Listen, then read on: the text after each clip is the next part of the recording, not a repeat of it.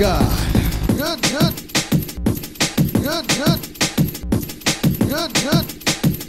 Good, good.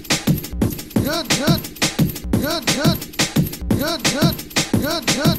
Good, good. Good, good. God.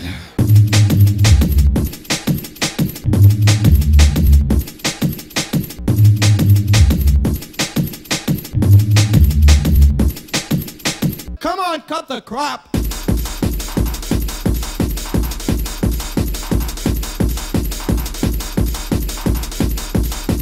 Come on, cut the crap.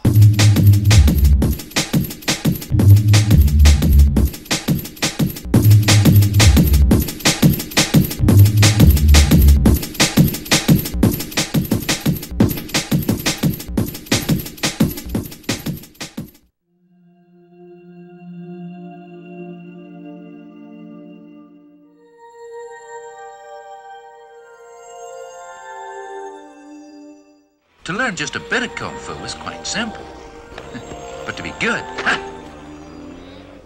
that needs hard work. It's hard work. It's hard work. It's hard work. It's hard work. It's hard work.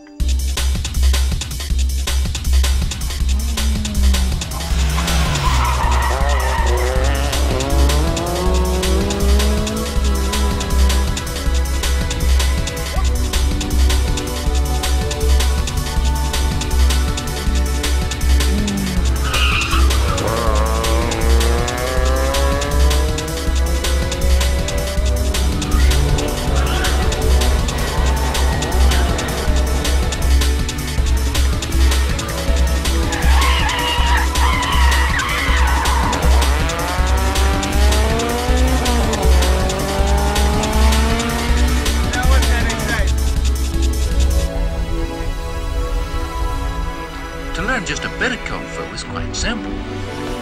But to be good, that needs hard work.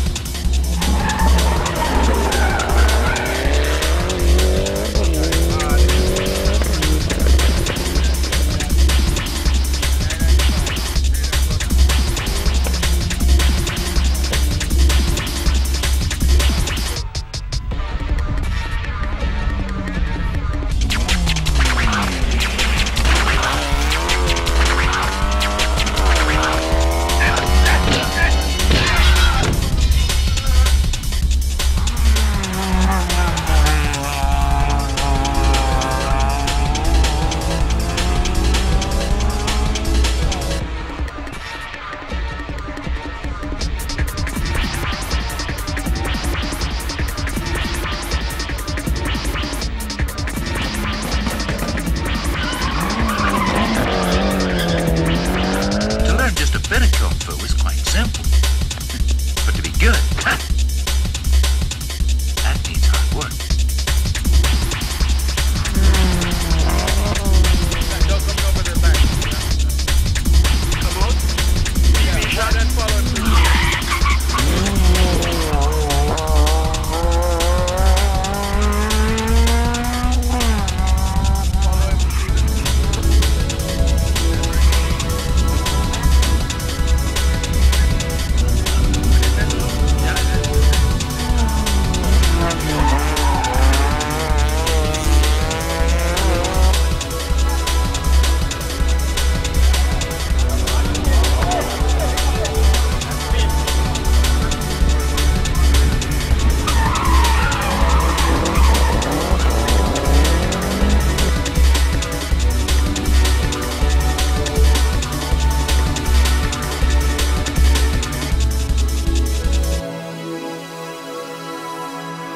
To learn just a bit of Kung Fu is quite simple. But to be good, that needs hard work.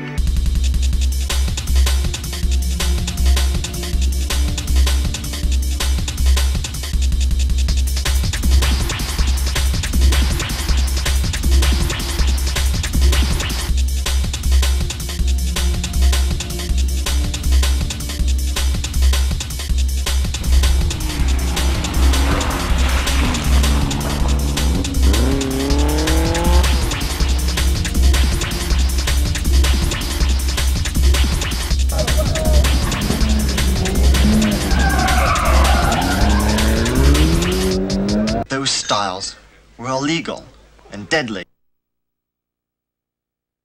At the afternoon's peak, things had settled in, but the competition was still brutal as expected. As if the heat and the curbs weren't enough, the drivers faced a new enemy, dust. It sounded like a simple issue, but it had serious impact on Leslie Madden's day.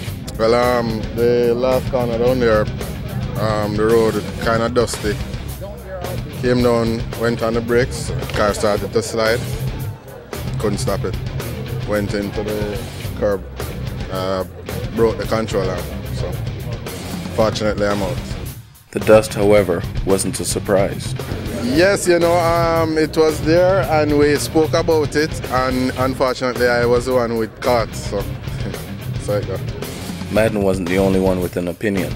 Slightly less diplomatic was Andrew Forsyth. In the past, a better job had been done in sweeping the dust, small, fine dust off of especially the edges of the track, because the dust ends up being in the areas that you would be braking and preparing to turn, and so it will throw the car, throw the balance off, and I know it had an impact on a couple of people's runoffs here today.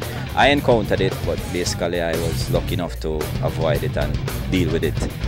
So yeah, it was a little too dusty today. Ironshore's tortuous layout means stress, and the Subaru of Macklin Peterkin succumbed, causing his shift linkage to explode. It hadn't been a good day for the Subaru drivers overall. It's good out there, but my gearbox went a while ago. So, you're out for the so Douglas Gore beat me with his Mavic. As you can see, he's skipping.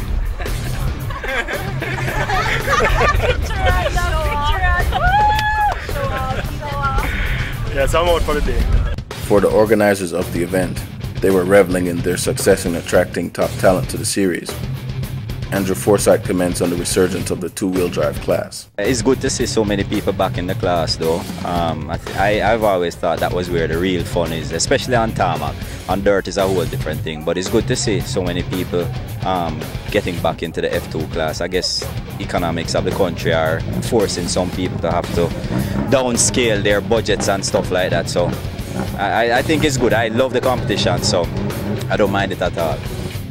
Competition is good. Unfortunately, I have Doug Gore stepped down into my class to be competitive there. He's really giving us a run for the money. Actually, he's winning the class right now. So I welcome the competition. I thought I could have done better to beat him, but my plug wire jumped off on my final run, and as such I wasn't able to improve my time. But again, I thought I would have been able to come closer to him and possibly beat him. But as I said, it's good for the class, the competition.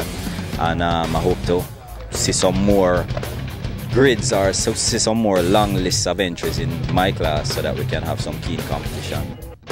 The Mitsubishi Mavics had been a thorn in Forsyth's side for the past few seasons, and the question remained why he hadn't simply made a switch to a Mitsubishi. Well, for one thing, I don't like to be one of the crowd. I prefer to be a little different, and I still think the Honda has the potential to beat the Mavics. And since I already have the Honda, I prefer to kind of stick with that. I'm kind of, my allegiance is to Honda. So I think I want to try to see if I can use the Honda to beat the Mitsubishis. The large F2 class was a bonus for the spectators, but one former F2 regular had moved up into the four-wheel drive class and was making waves with his driving. Here, because of the surface of the track, it is smooth and with a light film of dirt on it. It needs to be very tidy and very smooth, just very neat. That's about it really. If the car goes sideways, you're going to lose time. If you're going to a corner too fast, too hot, the car is going to push, you're going to lose time as well. So you just need to be very neat, which has been my problem because I think I'm not as neat as I could be. But again, I'm just learning the car, so. We went with a conservative setting with the car, just a kind of medium setting to just see where the car lies now. And we're trying different configurations as we go through the day to see if we can get the car to hook up a little better. I think our biggest problem right now is tires. These tires not really offer me a lot. I need some softer compound, probably some slicks. I would have been able to extract a lot more time out of the car. It's strange. I'm still not used to it. I don't really have no experience. I have no experience in this. I'm watching and learning and driving and learning. It's different. It's nice. It's the way to go really if you really want to go fast. It definitely offers a lot more bite and things. But it is different. It is definitely different from that car, especially. It's different. They want to go in there with a four-wheel drive, Richard Ware especially. Him know four-wheel drive at the back of him hand, and that car he knows at the back of his hand. Hard to beat him. Hard to beat him. He's one of the better four-wheel driver for sure. And then of course Jeffrey. I mean, you don't even have to talk about Jeffrey. Jeffrey is Jeffrey. He's not top driver for no reason at all, you know. So.